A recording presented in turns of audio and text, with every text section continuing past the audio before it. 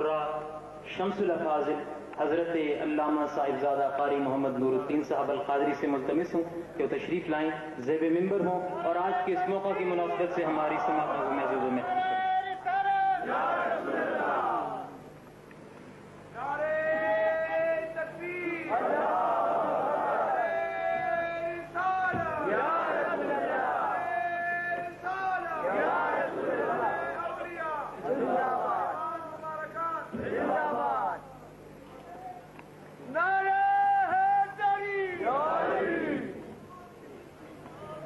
अल्हम्दुलिल्लाह वलिय्यिही वस्सलातु वस्सलामु अला नबिय्यिही व अला आलिही व अस्हाबिही।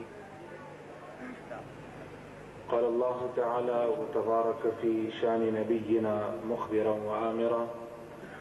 इन्नल्लाहा व मलाइकतहु युसल्लूना अलन नबिय्य या अय्युहल्लज़ीना आमनू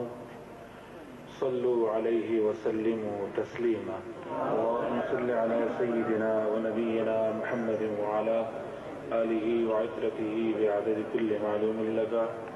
अल्लाहुम्मा सल्लि अला सय्यिदिना मुहम्मदिन तिब्बिल क़ुलूबि व दवाइहा व आफ़ियतिल अबदानि व शिफ़ाइहा व नूरिल अब्सारि व दियाइहा व क़ूतिल अरवाहि व ग़िज़ाइहा व अला आलिहि व सहबिहि व सल्लम। अस्सलातु वस्सलामु अलैका या सय्यदी या रसूल अल्लाह,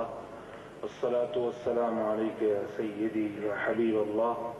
व अला आलिका व अस्हाबिका या रहमतल लिल आलमीन। ज़मादेर मुहतरम मुकर्रम पीरी तरीक़त रहबर शरीयत जनाब पीर साहिब मुबारक डाग इस्माइल खैल शरीफ, ज़मादेर मुहतरम मुकर्रम जनाब साहिबजादा ज़हूरुद्दीन शाह साहिब ऑफ गुलडेर शरीफ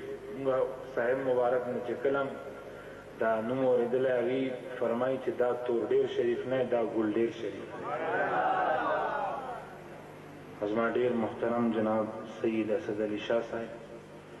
महफिल के नूर मौजूद उलमाए किराम, हाजिरीन सामईन, अस्सलामु अलैकुम व रहमतुल्लाहि व बरकातुहू। नए महफिल और मजलिस जिसने ईद मिलादुन नबी सल्लल्लाहु अलैहि वसल्लम मुनासबत बांधी मुनक़िद शोए दी मंगा उस्तासो दादंता वैल औरेदल दा टूल इबादत ते दा हाजिरीन इबादत ता खुदे पाक जल्ल जलालहू अज़मंगा उस्तासो दा हाजिरी दा वैल औरेदल पखपल लोई दरबार की कबूल मंजूर। तंजीम अहले सुन्नत वल जमात पेशावर सुमरा अरकान और मलगरी खुदे पाक जल्ल जलालहू दा गीसाई और या रबीउल अव्वल शरीफ को दी मौका बांधी सुमरा तंजीमों या इदारों दोस्तान ने वे पाक जल्ल जलालहू दा दी म्याश की चगी सुमरा महाफिल मुनक़िद करी आगे टूल साई कोशिश पखपल लोई दरबार की कबूल मंजूर। हाज़रीन उमूमन ज़मंगा अहले सुन्नत वल जमात ता महाफिल हो दायो अजीबा तरीका दा च खलक खस्तड़ी शुने बिया तकरीर मौका राशी नात दा सिलसिला शुरी शुरी हत्ता चिश्पाग नीमी नाम तेरे शुने बिया गना पस्ता तकरीर मौका राशी ज़ख़बला दा वज़ाहत अर्ज़ है कि कौमा ज़ रिवायती मुक़र्रिर नेमा खपला माँ वे पाक माँ बानी डेरा ले मेरा बानी कड़े ला शब रोज मुंगा ज़ख़बला तदरीस को मतालिबान था और सहार मुंगा सबकुनो दा सिलसिला ब्याद अशफाक दिनों नफस शुरू की गिराग मासफकीन पोरे दास महाफिल लक्ष मोमन राशु ज़मा खपला ख्वाहिश दाई ज यो मसला बांधे तुमरा मलगरी दोस्तानी रागी हत्तल इम्कान पागा मसला बांधेगी कुरान और हदीस पढ़ना की अभी तज़ा मुकम्मल वजाहत हुक्म कतासो स्टडी ने असे हाजिरी माउल बोला बस जब दुआ हो को कस्टडी है न ब्याज तकरीर न कमदाज मा तरीका न او که زه یو مسله یو موضوع بیانول غواړم هغه د حضور صلی الله علیه وسلم میلاد شریف په مناسبت باندې محافل منعقد کول دا زما دې موضوع باندې تقریر کول غواړم ستاسو ستړي نه ستومان نه دا اوس چې کوم محفل شوم دا ډېر پوره کافي محفل و ستړي نه و قربان ستړي نه نعره تکبیر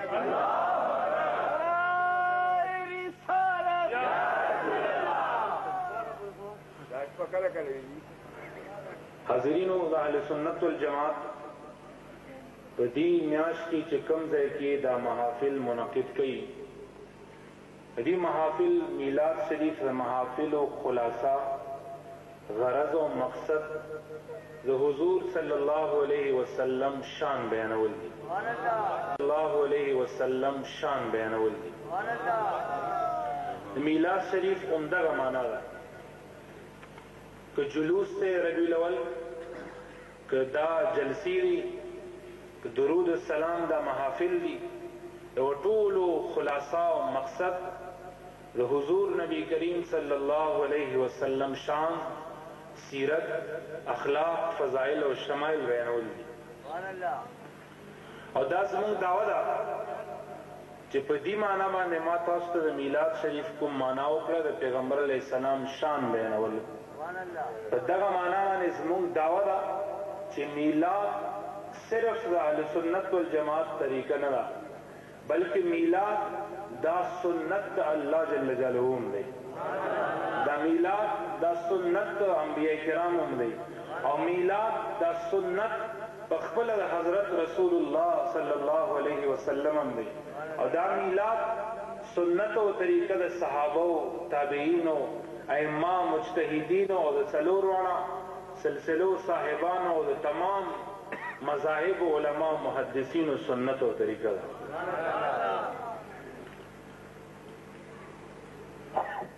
ما تاسو مخکې میلاد شریف کو معنا وکړه زه به ان شاء الله کوشش دی چې په آسان الفاظو کې تاسو ته زه دغه مسلې وضاحت وکړم ټول ناول ما خبره وکړه چې میلاد شریف معنا ده د پیغمبر علیه السلام ثنا صفت نظم یا د نثر په صورت کې راغی شان بیانول دي دا سنت د الله جل جلاله هم دی اولی مشهور محدث اول کی زبرداستی و امام امام المسلمین فی الحدیث حضرت امام بخاری رحمہ اللہ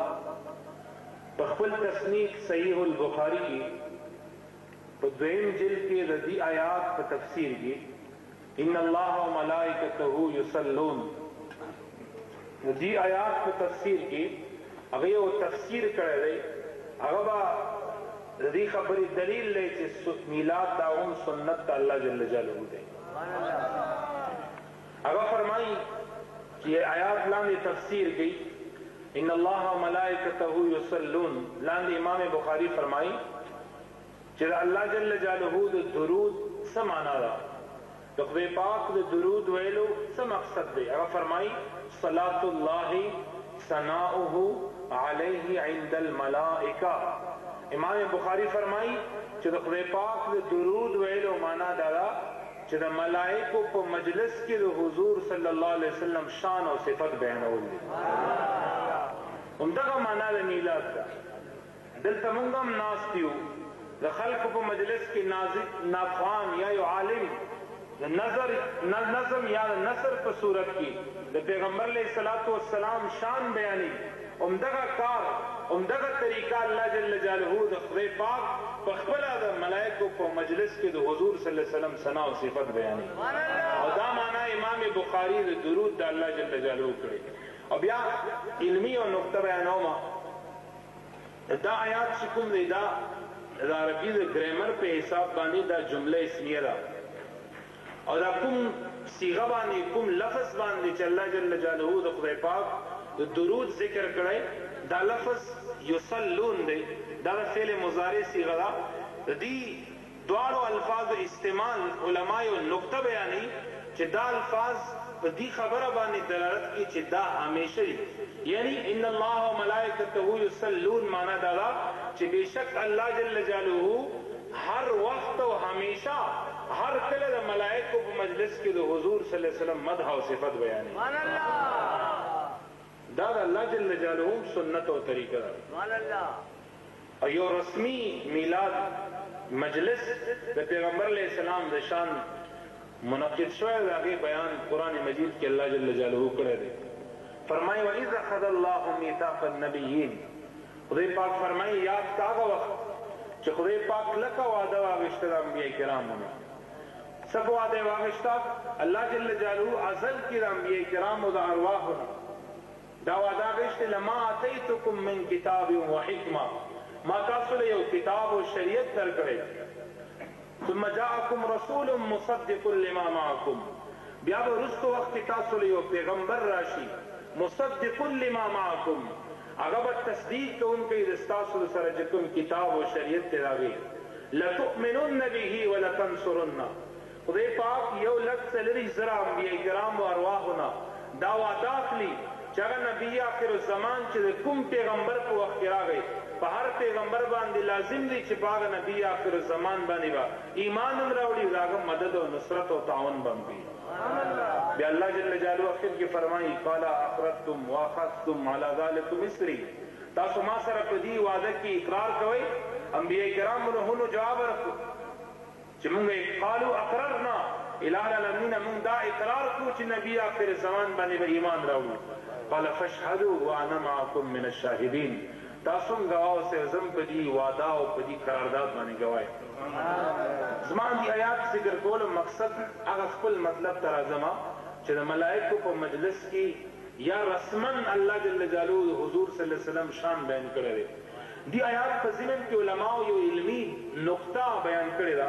او هغه علمي نقطه دا ده چې خدای پاک په علم کې خدا خبره وه چې یو پیغمبر به هم د حضور صلی الله علیه وسلم په زمانه کې موجود نه وي، بلکې پیغمبر علیہ السلام خاتم النبیین دی، هغه نبی آخر الزمان دی. یو پیغمبر به هم داسې نه چې د هغې مبارکو په وخت کې به موجود وي. ولې الله جل جلاله ته علم هم د خدای پاک د علم باوجود دا انبیاء کرامو نه دا وعده واخیسته. ګوره دا خو اوس مونږ ته ښه معلومه ده پیغمبر علیہ السلام چې راغی ټول نه اخري چې کوم پیغمبر و دینه مخکې حضرت عیسی علیہ السلام هغه هم لږ بږ 15 صدۍ تېرې شوې وې چې هغه دنیا هغه اسمان ته ختلی و.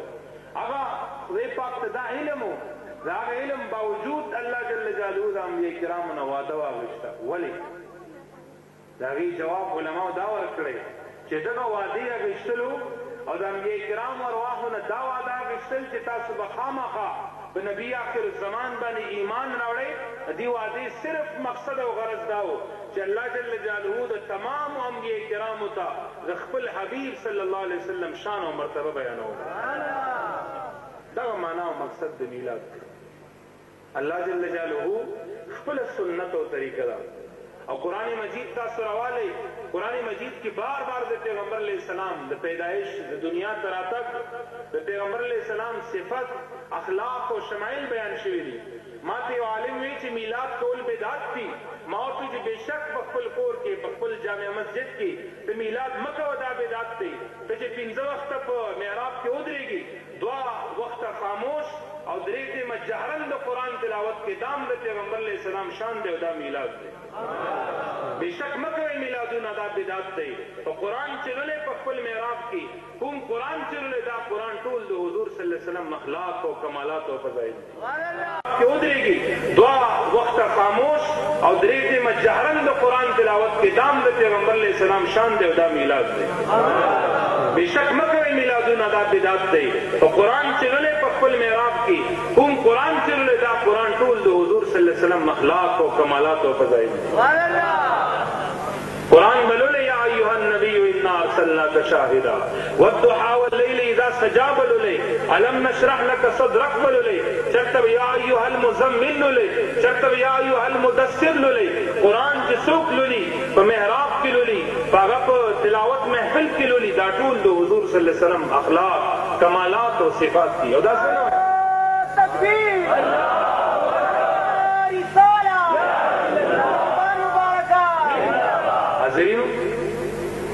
دا تعجب خبره نه ده. شاید بدود سی به خبره وکړه چې دا ظاهره زه وایم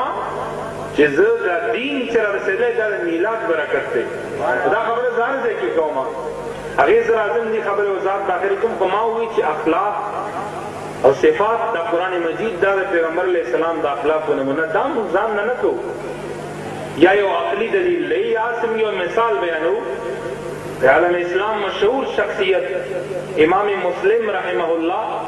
په خپل کتاب صحیح مسلم په اول جلد کې د پیغمبر علیه السلام چې د شپې د وتر او صلات اللیل کوم بحث بیان کړی کوم احادیث بیان کړي په هغه حدیثو کې یو حدیث دی یو تعبیر حضرت سعد ابن هشام ابن عامر رضی الله عنه هغه فرمایي چې ما ام المؤمنین نه تپوس وکړو چې ام المؤمنین د پیغمبر علیه السلام اخلاق راته بیان کړه. چې ما د سوال جواب دا راغی چې اما قرأت القرآن دا قرآن مجید نه لوستلی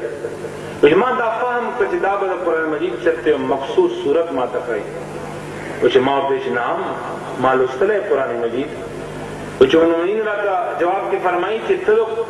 د پیغمبر علیه السلام اخلاق او د سیرت او د شان تپوس کوي کان خلقه القرآن پیغمبر علیه السلام اخلاق د پیغمبر علیه السلام سیرت د پیغمبر علیه السلام نشان علمی نمونه دا د قرآن مجید دا دیش ته پاری دیو جنا میلاد که څوک نه کوي مړی کوي قرآن مجید تلاوت که څوک په خپل جومات په محراب کې کوي که استاد د قرآن مجید ترجمه او تفسیر کوي که قاری او حافظ خپل شاګرد ته د قرآن مجید آیات یادوي که څوک په میلاد کوي که نه کوي د الله جل جلاله کلام چولي دا خود به خود میلاد د حضور صلی الله علیه وسلم دیو جنا میلاد دا سنت د الله جل جلاله ده. ما بل خبر ادا کړو چې میلاد دا سنت د الله جل جلاله. دویم نمبر سنت د انبیاء کرامو دی. اولی کوم آیات کریمه چې ما بیان کړ انبیاء کرام د خدای پاک هغه مخلوق دی چې دا خدای پاک منتخب کړي دي پاره چې دا د الله جل جلاله هر خبرې عملی کوونکي خلک دي. دغه انبیاء کرام هر نبی چې راغلی دی هر نبی خپل امت نه دا وعده غوښتې ده چې تاسو به په نبی آخر الزمان باندې ایمان راوړئ. و سوال دا پیدا کېږي چې هر پیغمبر میلاد څنګه کړی میلاد معنا وکړه د پیغمبر علیه السلام شان بیانول. هر پیغمبر چې خپل امت ته د پیغمبر علیه السلام باندې ایمان راوړلو دعوت ورکړی عقلاً دا خبره ممکن ده چې خپل امت به د هغې نه سوال کړی چې ولې موږ نبی آخر الزمان باندې ایمان راوړو. جواب کې به ورته دا عقلاً ممکن ده چې هر پیغمبر به ورته دا ویلي چې هغه داسې شخصیت دی هغه داسې کمال والا دی هغه داسې مرتبه ده او دغه معنا د میلاد دی. یعنی هر پیغمبر په خپل تبلیغي ژوند کې هر وخت حضور صلی الله علیه وسلم میلاد کړی او د پیغمبر علیه السلام شان یې بیان کړی. ځکه حضرت امام شاه عبدالحق محدث دهلوی رحمه الله هغه فرمایي یو کتاب ما ثبت به السنه یو کتاب دی هغې کې لیکلي چې بېشک د آدم علیه السلام چې کوم متبعینو هغه زمانه کې هغه کلمه لا اله الا الله آدم صفی الله د حضرت نوح علیه السلام امتیانو کلمه لا اله الا الله نوح نبی الله د حضرت ابراهیم علیه السلام د امت کلمه لا اله الا الله ابراهیم خلیل الله د حضرت موسی او عیسی علیهم السلام د امتونو کلمه لا اله الا الله موسی کلیم الله لا اله الا الله عیسی روح الله. خو د هر پیغمبر خپله کلمه چې هغه دا وه چې لا اله الا الله محمد رسول الله. حاضرینو د پیغمبر علیه السلام میلاد او دا شان او دا فضائل هر پیغمبر بیان کړي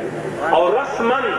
یو میلاد ذکر قرآن مجید کې خدای پاک کړی دی او غدا سورت صف کې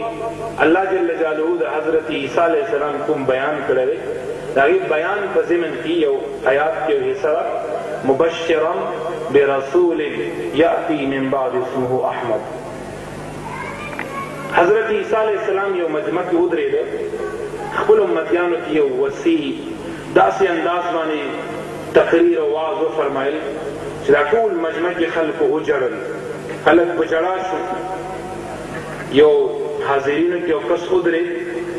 عیسی علیہ السلام ته ډېر جذباتو نه پس ورته وایي چې مبارک دی هغه مور چې ته په قسمت باندې رسېدلی مبارک دی هغه مور چې هغې غېږې ته خدای پاک ته ورکړی چې عیسی علیه السلام ول جواب ورکړي چې بېشک زم مبارک ما زما والده حضرت مریم مبارک ده او مبارک ده هغه مور وي چې کوم مور له به خدای پاک جل جلاله نبی آخر الزمان ورکا او بیا د پیغمبر علیه الصلاة والسلام شان اخلاق او کمالات بیان کړه د هغه شان او اخلاق او د کمالات یو جلد قرآن مجید کې خدای پاک بیان کړی مبشرا برسول حضرت عیسی علیہ السلام به هر کله آواز کې دا فرمایل چې زما امتیانو تاسو له زیری در کوم په یو عظیم الشان رسول باندې یاتی من بعدی مان رسل راځي اسمه احمد هغه نوم به احمد صلی الله علیه وسلم ځکه دی علماء دی آیات لاندې یو علمي نقطه بیان کړې چې احمد یو له فرمایل پیغمبر علیہ السلام خپل نوم چې هغه اسم ذات محمد دی صلی الله علیه وسلم هغې وجه دا وه چې عیسی علیه السلام یو خو نقطه دا وه چې خدای پاک د حضور صلی الله علیه وسلم دا نوم چې محمد دا د خلکو نه پټ ساتلی وه یو وجه دا وه شاید څوک بیا د نبوت دعوه ونه کړه دیو وارو نه مخکې بیا به د هغې اهمیت پاتې نه شي بل تمام محمد نوم یو کس دعوه کړي نبوت ته که پیغمبر علیه السلام یا ممکن بیا به دعوې بل تمام بیا خلک به بیا دعوې کړي شاید چې دا هماغسې یو دروغجن دویمه وجه دا وه چې د اسمانونو او د ځمکې فضا بدله ده عام طور باندې ځمکه کې معمول دا دی چې د چا صفت ډېر بیانېږي خلکو په نظر کې هغه ډېر معزز چا وصف ډېر بیانېږي ما ځمکه کې موږ دا وایو خلک چې هر څوک د چا صفت بیاني خود به خود خلکو هغه سره عقیدت پیدا کېږي د هغه ملاقات شوق پیدا کېږي د اسمانونو فضا چې هغه بدله ده په اسمانونو کې هر کس معزز دی چې څوک ډېر د الله جل جلاله حمد بیاني نو احمد معنا کې دا احمد معنا دا ده چې د هر چا نه زیات د خدای پاک حمد بیانونکی او د محمد معنا څه ده الذي يحمد حمدا بعد حمد محمد هغه شخصیت دی چې د 24 غنټې کې یو سیکنډ او یو ساعت داسې نه مګر د هغه صفت او مدح هغه بیانېږي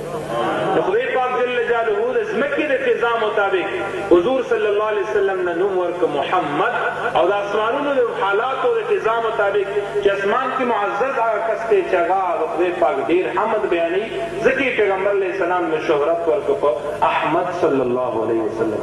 شهرت ورکړه په احمد صلی الله علیه وسلم او دا داوله چې میلاد چې کوم معنا مو وکړه پیغمبر علیه السلام شان بیانول دا عمل د حضور صلی الله علیه وسلم خپل سنت هم دی خپل سنت هم د حضور صلی الله علیه وسلم دی او هغه څنګه ترمذي شریف حدیث ته په حواله د مشکات باب فضائل سید المرسلین کې دا حدیث ته راوی حضرت سیدنا عبدالله ابن عباس رضی الله عنهما دی هغه فرمایي چې صحابو مجلس لګېدلی یو صحابي وی چې آدم چې دا سفی الله دی علیه السلام بل صحابي وی چې ابراهیم خدای پاک خلیل الله جوړ کړی بل صحابي وی چې حضرت موسی الله جل جلاله کلیم الله جوړ کړی بل صحابي وی چې حضرت عیسی روح الله دی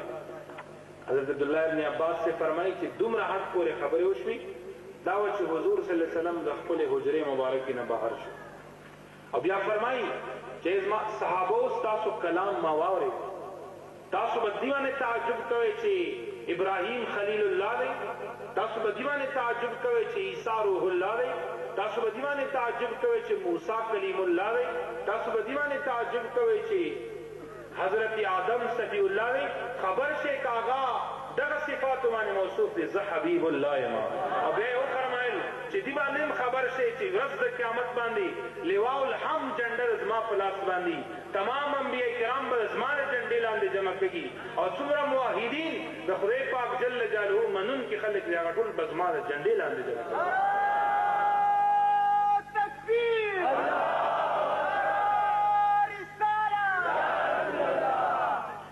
حاضرینو کله فرمائی دا مسلم شریف حدیث دی انا اول شافع و مشفع یوم القیامه چرته فرمایي چې زه هغه شخصیت یم چې ورځ د قیامت به اول شفاعت زما قبلږي کله فرمایي چې خلقو الله جل جلاله ټول مخلوق کې حضرت ابراهیم علیه السلام غوره کړ ابراهیم علیه السلام په اولاد کې حضرت اسماعیل علیہ السلام غوره کړ اسماعیل علیہ السلام په اولاد کې بنو کنانه غوره کړ بنو کنانه کې الله جل جلاله قریش غوره کړ قریش کې خدای پاک هاشم خاندان غوره کړ او بیا په هاشم خاندان کې خدای پاک عزت او شرافت مال راکړ کله فرمایي چې ذا شخصیت ما کو چې ورځ د قیامت جنت دروازه به اول زکل اوما چرته فرمایي چې خدای پاک مله داسې کمالات راکړي چې داسې کمالات بل چاله نو ورکړي کمالات کې یو دام دی اوتیت مفاتیح خزائن الارض خدای پاک جل جلاله مالا د ټولو ځمکو خزانو کنجان مال راکړي پیغمبر علیه السلام کله په کومه موقع باندې خپل هر موقع باندې خپل شان بیان کړ او فرمایل به چې انا سید ولد آدم ولا فخر زه تمام بنی آدم سید او سردار ولا فخر او زه په دې باندې ما ته فخر نشته چرته به فرمایل چې انا اکثر الانبیاء طبعا ټول انبیاء کرام نه زیات امتیان دا به زمای ولا فخر او ما ته فخر نشته یعنی صحابو کو مجلس کی پیغمبر علیہ السلام خپل شان بیان کړي بخاری شریف وګورئ مسلم شریف وګورئ ترمذی شریف وګورئ د ابو داؤد نسائی ابن ماجه دارنګه مسند احمد یعنی د حدیث هر کتاب راواله مستند کتاب راواله داسې حدیث کتاب چې هغه په صحت باندې څو غتم نشو چتولای راځي بار بار داسې حدیث موږ تاسو ته ملاويږي چې پیغمبر علیه السلام خپل د صحابو په مجلس کې راغي په مخ کې خپل شان او کمالات بیان کړو دغه معنا د میلاد شریف زه یو داسې ودرېږم بل یو عالم ودرېږي نافخان ودرېږي هغه د پیغمبر علیه السلام شان بیانوي دا نه بدعت دی دا نه شرک دی بلکې دا عین هغه سنت دی چې دا د الله او د هغه انبیاء کرام او خود د حضرت رسول الله صلی الله علیه وسلم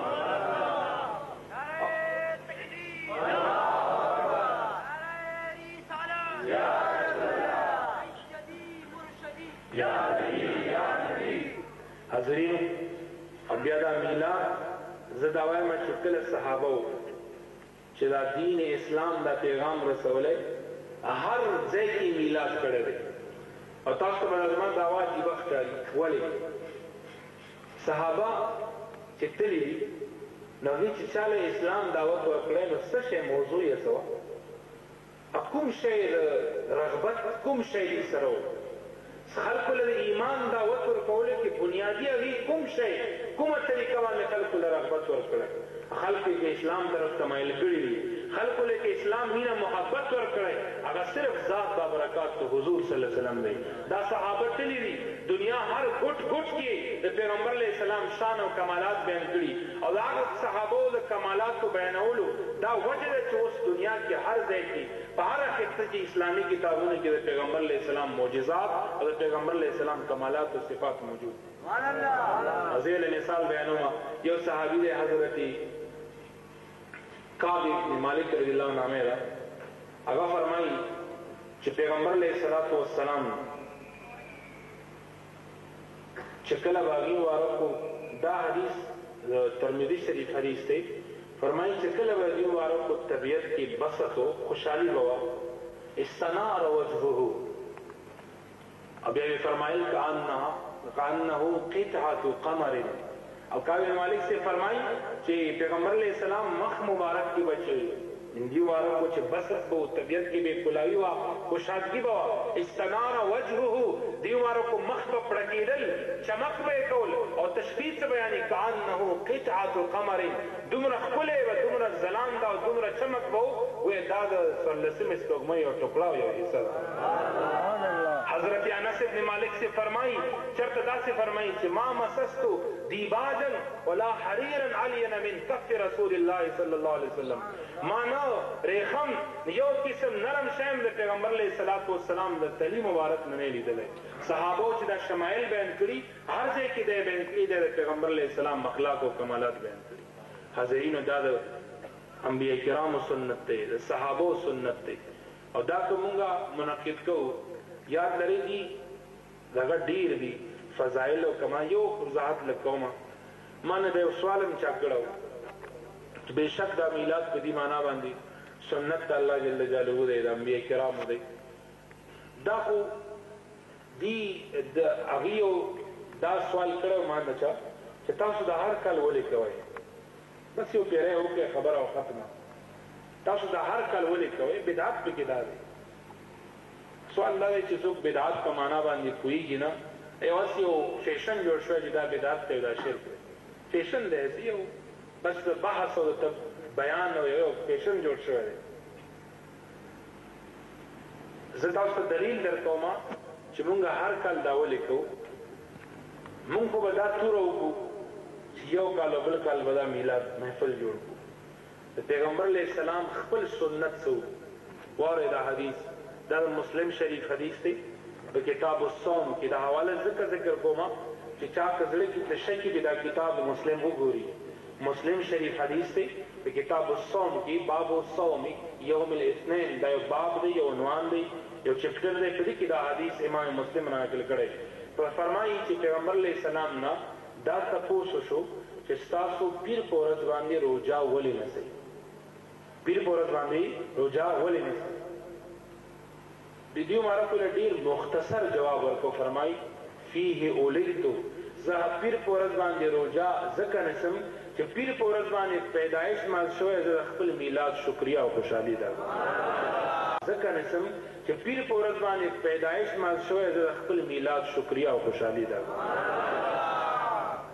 پیغمبر علیه السلام د هر پیر په ورځ د خپل میلاد او خوشحالي کړي، شکریه ادا کړي. که مونږ امت هغه امت چې لامکان ته د خدای پاک سره ملاقات کله کېده، الله جل جلاله ته وایي چې غواړه څه غواړي؟ پیغمبر علیه السلام ورته فرمایي چې رب اغفر لامتی، رب اغفر لامتی. هغه 1,40,000 پیغمبرانو له هر پیغمبر له خدای پاک یو مخصوص دعا ورکړې وه او هر پیغمبر هغه دعا ساتلې وه، ځان هغه دعا یې کړې وه خدای پاک په حضور کې. او پیغمبر علیه السلام فرمایي لکل نبی دعوة اريد ان اختبئ دعوتي شفاعة لامتي یوم القیامه. زما هر پیغمبر له خدای پاک یو خصوصي دعا اجازت ورکړو. هر پیغمبر دنیا کې هغه دعا غوښتې وه، خو زه هغه دعا نه غواړم. دا دعا څنګه نه غواړم؟ ورځ د قیامت باندې به هغه دعا غواړم او خپل امت بخښنه به الله جل جلاله کوي. هغه پیغمبر او هغه شخصیت او هغه مهربان چې خدای پاک فرمایي بالمؤمنین رؤوف الرحیم. هغه پیغمبر که میلاد د هغه په راتلو باندې موږ یو کال بل کال خوشحالي وکړه، دا زموږ او ستاسو خوشقسمتي ده، بلکې دې ته بدعت ویل دا غټ ظلم او جبر دی. هغه پیغمبر علیه السلام د سنت دعوې کوونکي خلک، د هغې سنت باندې عمل کوونکي خلک، هغه دا بدعت نه، دا داسې سنت دی چې پیغمبر علیه السلام هر هفته دا سنت ادا کړی. موږ باندې پکار دی چې دا هر هفته وکړو. دې مراد دا نه چې دا څوک د غټ مجلس جوړ کړ. چا وچې ډېر ښه دی. هغه طریقه ده چې هر پیر په ورځ باندې کور کې چې کوم تیار روټۍ پخه شوي خپل ماشومانو سره کینې او 3 پیرې یا 2 پیرې یا درود شریف وایي، دا نذرانه کې حضور صلی الله علیه وسلم دا او شکریې په طور باندې دا میلاد دی. حاضرینو دا مونږ که یو کال بل کال کوو، دا هر کال کوو، دا تحدیث ته نعمت دی او دې عملي مثال هم شته چې عملي مثال یې شته چې دا نعمت بار بار یادول. او هغه دا چې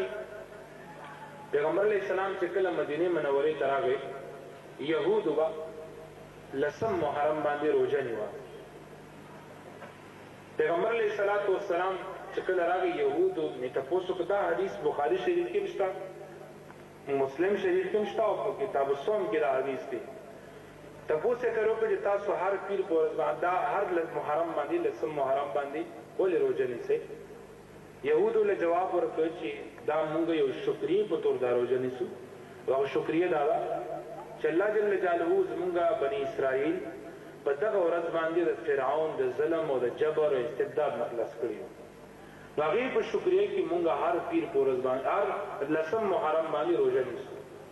پیغمبر علیه السلام ورته دا نه فرمایي چې بس دی دا یو 9,000 کاله وشو یا 2,000 کاله وشو، بس یو کال هم دا روژه نیولې وی، دا بار بار ولې کوئ؟ شکریې ولې ادا کوئ؟ دا خوشحالي ولې کوئ؟ بلکې فرمایي هغه الفاظ بخاری او مسلم کې راویانو محفوظ ساتلي، نحن احق بموسی منکم. مونږ تعلق زمونږ رشته ستاسو نه زیات ده د موسی علیه السلام سره. خپلې روژو نیو او صحابو ته یې لسم محرم د روژې حکم وکړ. لسم محرم روژې بنیاد دا جشن دی د خدای پاک په یو نعمت باندې. هغه نعمت په موږ هم نه شو، هغه په یهودو باندې شو. خو یهودو نعمت دغه ټول بني نوع انسان لپاره خدای پاک یو مهرباني وه. ځکه پیغمبر علیه السلام ذات نه د یهودو لپاره نعمت دی، نه زموږ د امت مسلمه لپاره نعمت دی، بلکې موږ دا وایو د قرآن آیات ترجمه کوو چې د خدای پاک څومره خدایي ده، د خدای پاک څومره کائنات دی، د رب جل جلاله د ذات نه ما سوا چې څومره عالمین دي، د هغه ټول عالمینو لپاره رحمت او برکت دی. دې وجې نه حاضرینو بیا ډېر خلک یو دا خبره کوي چې یاره دا نافخواني په کتاب کې داسې نوی غوندې کار دی، صحابو نه کړی. افسوس دا دی دوه خبرې دي بس، یا به څوک خبر نه دي نه هغه له خاموشي بهتر ده، نه خبر عامي سړی هغه خاموشي هغه له بهتر ده. او زه کله ناکله ډېر زیات خفه شم، ډېر زیات دومره ما ته افسوس په دې باندې راشي چې یو سړی بیان وکړي او وایي چې دا شرک دی او دا بدعت دی. شرک معنا دا ده چې ستا وینه هم حلال ده، ستا ښځه هم طلاق ده او ته مباح الدم او ستا مال غنیمت دی. شرک معنا ده. او تپوس چې تر وکړي هغه به مونځ صحیح نه ورځي،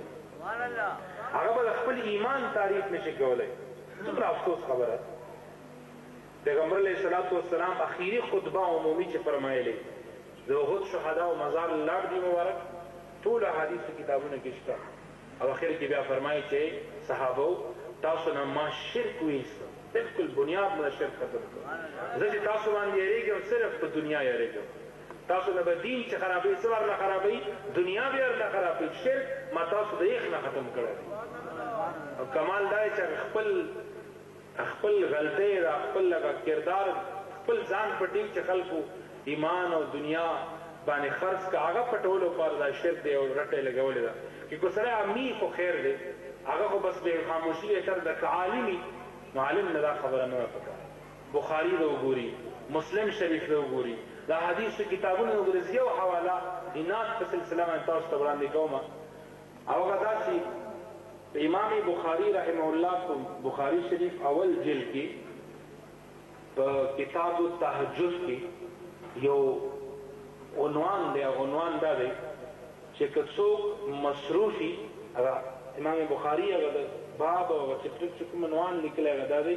چې که څوک مصروفي نو هغه د وتر شپې ماخوستن مانځه سره کوي. یعنې که چا دا یقین نه وي چې زه به شپې تهجد ته پا نه سمه، هغه دپاره بهتر دا دی چې هغه شپې د ماخوستن مانځه سره وتر وکړي. دې لاندې یو حدیث را نقل کړی د حضرت سیدنا ابو هریره رضی الله عنه په حواله باندې چې حضرت ابو هریره رضی الله عنه به هره شپه د حدیثو درس ورکول، د څه ورکول؟ د حدیثو درس ورکول. او بیا چې کله به د درس اختتام وشو، دا خبره ښه واورئ، کله به چې د درس اختتام وشو د حضرت سیدنا ابو هریره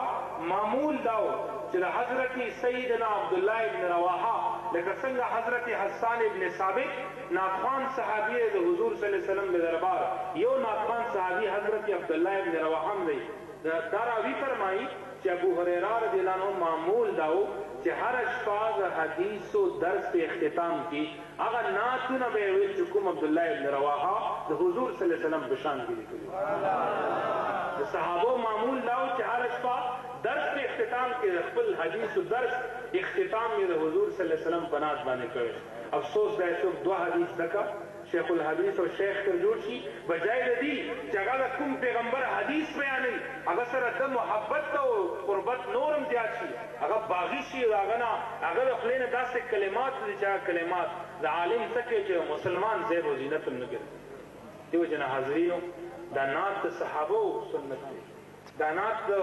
صحابو سنت دی. او شمس ویل چې حسان ابن ثابت صاحب هغه مشهور دی، ما دغه صحابي ذکر وکړو، هسې نور هم ډېر دي. ولې دا په بخاري کې هم دا حدیث شته، مسلم کې هم شته. په مدینه منورې سره بهر یو یهودي و، هغه یو ښځې ساتلې وي، جنکۍ وې، هغې به په اشعار ویل او د پیغمبر علیه السلام ذم به یې بیانوه. پیغمبر علیہ السلام حضرت حسان ادراؤ اور تیج ادرے گا راگی یہودی بدبخت مقابلے کی زما مدح و ثنا و صفت اور چکل حسان ابن ثابت سے قدیم و کبان بہترین انداز کے پیغمبر علیہ السلام شان و صفت نات کی صورت کے بیان کر قدیم و کبان پیغمبر علیہ السلام الاخفل صادر مبارک پہ انعام کی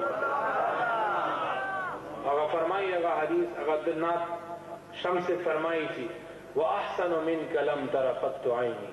وَأَجْمَلُ مِنْكَ لَمْ تَلِدِ النِّسَاءُ خُلِقْتَ مُبَرَّأً مِنْ كُلِّ عَيْبٍ كَأَنَّكَ قَدْ خُلِقْتَ كَمَا تَشَاءُ حسان ابن ثابت سے بدگا اشعار مانا ڈالا کہ ستان سنا خیستا ماستر گنے لیتا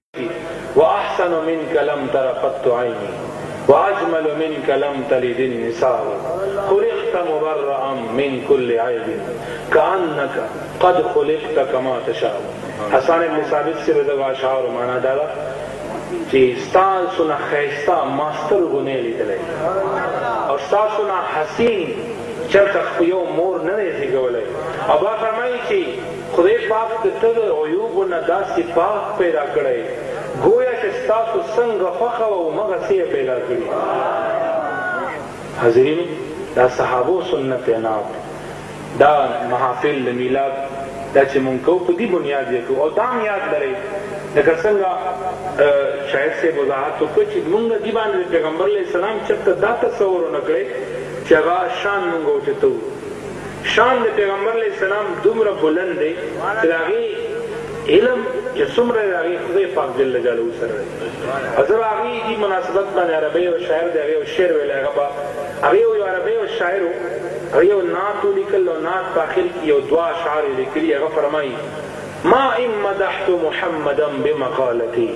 ولكن مدحت مقالتي بمحمد دا عربی شاعر وی چې ما چې کوم دا نعت لیکل ما إن مدحت محمدا بمقالتي ما محمد صلی الله علیه وسلم مدح په دې خپلو اشعارو باندې نه کړی ولكن مدحت مقالتي ما دا خپله مقاله خپل شعر ښایسته کړ بمحمد په محمد صلی الله علیه وسلم موږ باندې دا وایو چې موږ د خپل مجالسو باندې پیغمبر علیه السلام شان بیانولو باندې د پیغمبر علیه السلام شان او مرتبه نه اوچتو بلکې په دغه باندې موږ د حضور صلی الله علیه وسلم په دربار کې خپل قربت حاصلو د الله جل جلاله رضا پې حاصلو دا زموږ ایمان دی چې هغه رضا د حصول لپاره ټول نه ښه طریقه او ذریعه همدغه حاضرینو زه آخر کې د میلاد شریف یو فایده بیانوم او بیا انشاءالله بیا به دعا کړو میلاد شریف فائدې متعلق هغه مشهور حدیث دی تاسو به اورېدلی وي د پیغمبر علیه السلام هغه حدیث د بیانولو نه مخکې لږ غوندې مختصره غوندې پس منظر یې ورته بیانول غواړم پیغمبر علیه السلام والسلام د نبوت د اعلان نه مخکې دورنه نږدې تعلق او رشته بېشک چې حضرت ابو طالب سره وه خو ګاونډ او رشته یې زیاته یو بل تره دی ابولهب هغه سره وه او رشتې او تعلق د نزدېکت دوه وجې وي یو دا چې مکه معظمه کې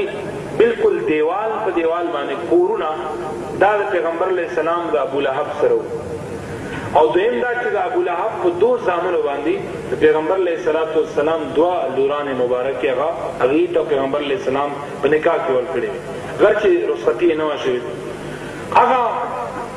ابولهب سره ډېر نږدې تعلق و او ابولهب په خپل ذاتي اثر د ابولهب دا و چې د مکې معظمې د قریشو په اهمو سردارانو کې و او هغه سره درې شیونه و یو سره حسن و خپله ډېر ښایسته و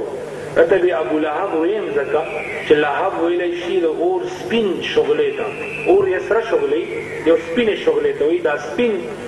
شغلې په مناسبت دته د ابولهب وایي ځکه ښایسته ډېر و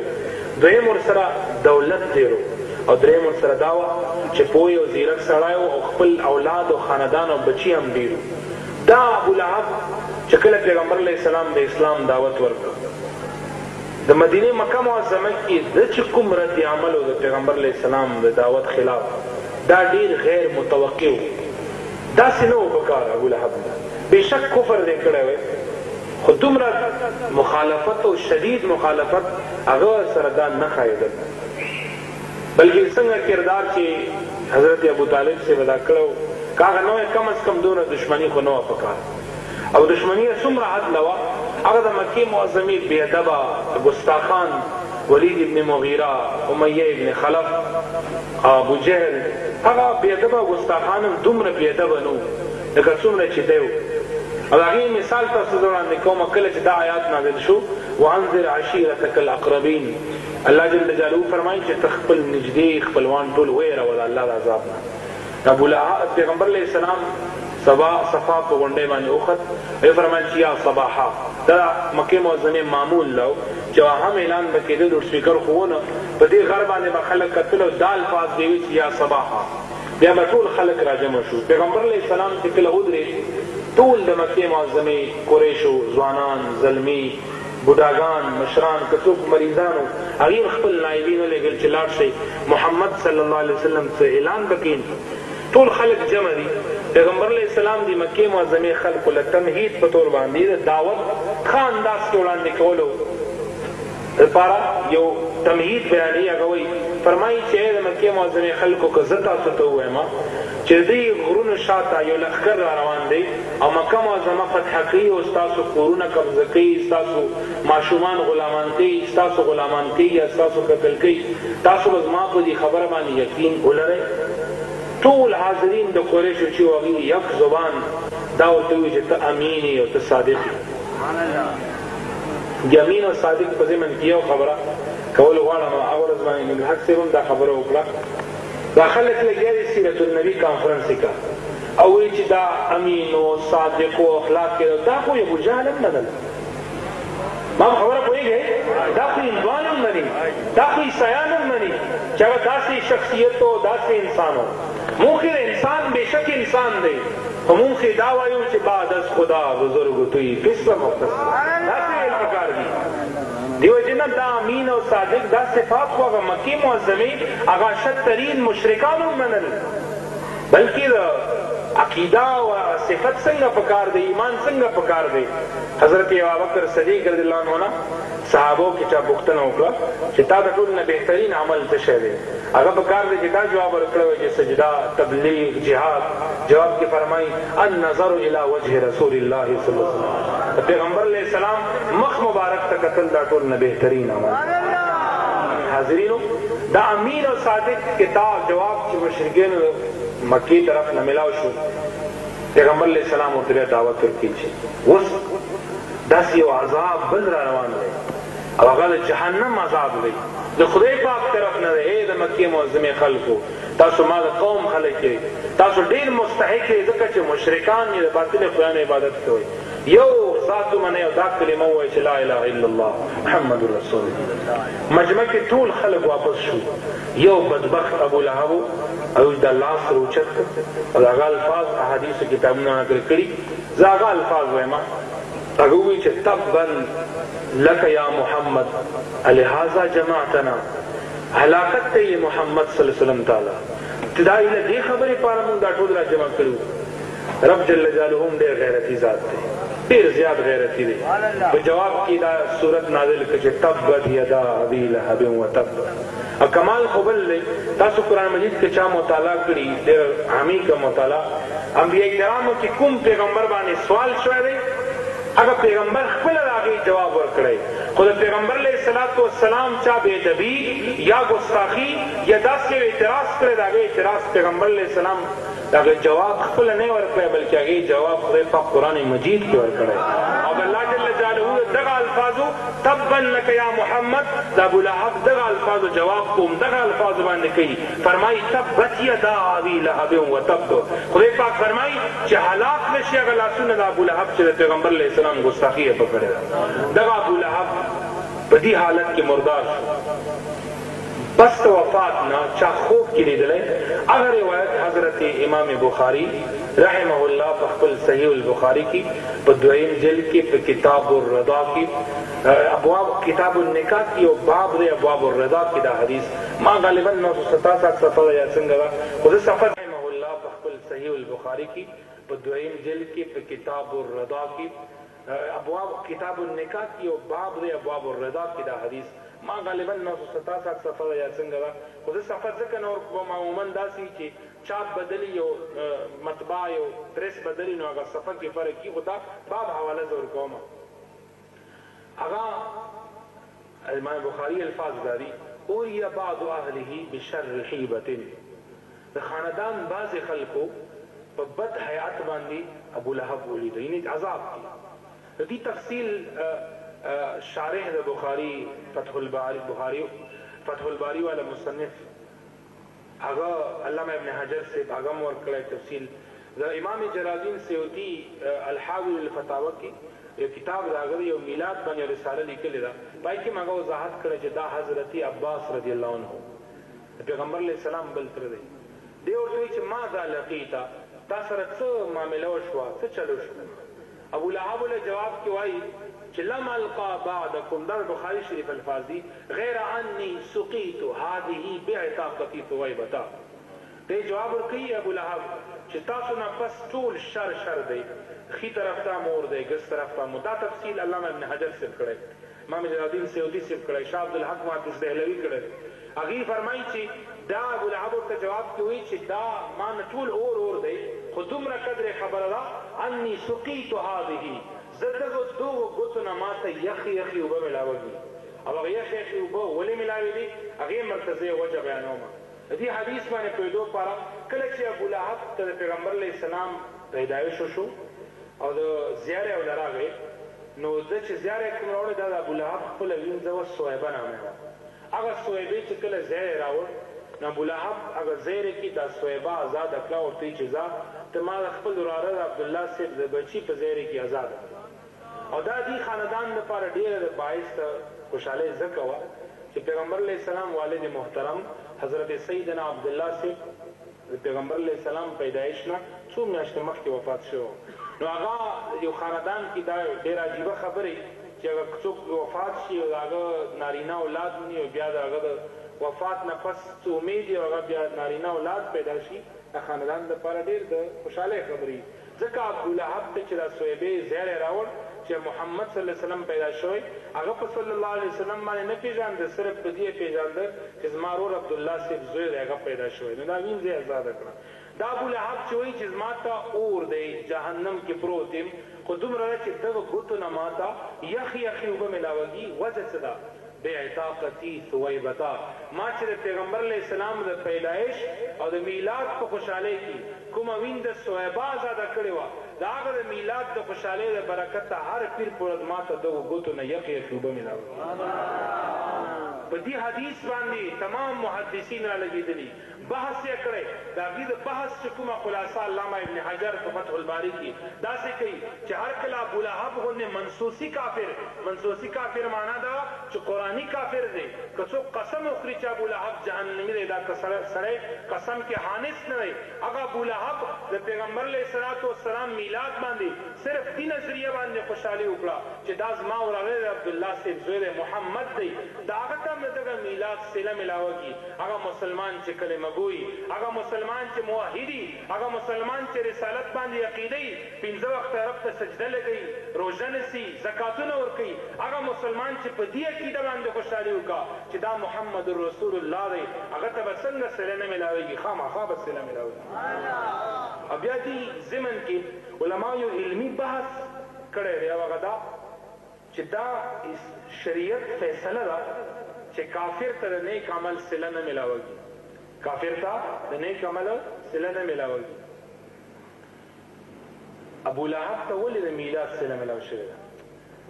زموږ پښتو کې یو محاوره چې هندوس تړی خدای پاک ناراضه دې معنا دا ده چې کافر هر څومره نیک عمل کوي خدای پاک به دستور ناراض دی وجه دا ده چې نیک عمل دپاره چې کوم بنیاد د ایمان هغه نشته په دې وجې نه د کافر ته خو د نیک عمل صله نه ملاوږي سوال دا دی چې ابو لهب ته ولې صله ملاو شوې د میلاد دا یو علمي نقطه ده علماو دې باندې ډېر بحث کړی دا بحث خلاصه بیانومه هغه خلاصه دا ده چې علما د دې حدیث په ضمن کې چې کوم شارحین دي खासकर फतहुल बारी वाला, इरशाद उस्सारी वाला, अनूर मुहद्दिसीन, खासकर शाह अब्दुल हक मुहद्दिस देहलवी अगम मदारिज नबुव्वत की दा हदीस रा नकल करे, अगम दा वजाहत करे और इमाम जलालुद्दीन सयूती दा वजाहत करे। फरमाई याद करे दा ही बजदा इस्तिस्ना करे रबिया, अब इस्तिस्ना दा से कड़ी कि यो अमल नेक सिला काफिर ता आखिरत की न मिलावगी, खूब इस्लाम पर अमाल की वाहिद यो अमल ले चगम मीलाद वाला अमल ले दागे सिला अल्लाह जल्ल जलालहू काफिर ता आखिरत के होते दस आलमगीर अमल ले नेक अमल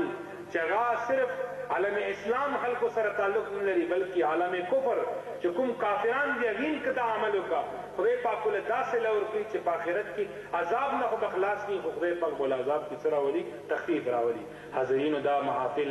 अहले सुन्नत वल जमात कोई खुदे पाक घट मेहरबानी जिदा किस्मत मुंग के मिला छोड़े खुदे पाक जल्ल जलालहू दा महफिल चुकुम इनेकाद की दा सिर्फ याद न रही दस मुंगा इंतखाब अल्लाह जल्ल जलालहू करे मुंग माने मेहरबानी करी चरता दा खबर अज़ला निशी चिदा को निज़मुन की कमाल दे दाज़मुन की कमाल न दे दा अल्लाह जल्ल जलालहू मेहरबानी दा खुदे पाक जल्ल जलालहू मुंगा उस्ताद दा महफिल दा मजालिस पखल दरबार की कबूल मंजूर का कुम खलक दी महफिल जोड़ोलो इनेकाद की कुम सारी कोशिश की खुदे पाक जल्ल जलालहू बदली दुनिया और आखिरत की अगिला वर का आखिर दवाना अल्हम्दुलिल्लाह। सलाम बहुजूर सैयदुल अनाम। मुस्तफा जाने रहमत पे लाखों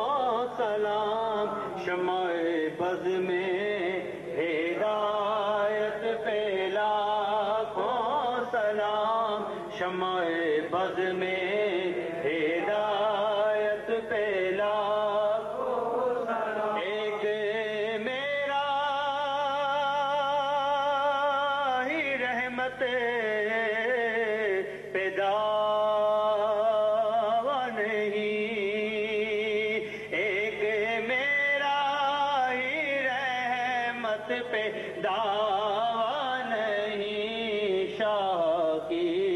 सारी उम्मत पे लाखों सलाम, मुस्तफा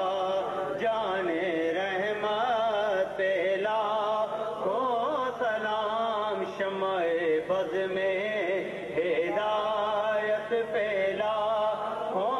सलाम, शमाए बज़ में हिदायत पे लाखों सलाम। नूर के चश्मे लहराए दरिया बहे, नूर के चश्मे लहराए दरिया बहे, उंगलियों की करामत पे लाखों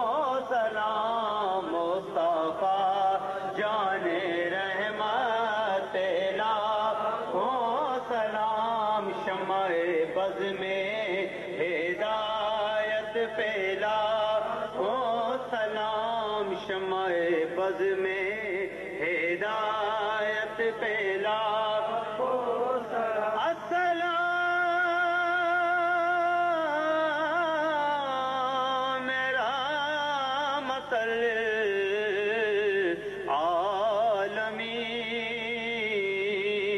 आलमीन, अस्सलाम गैब जानन वाले या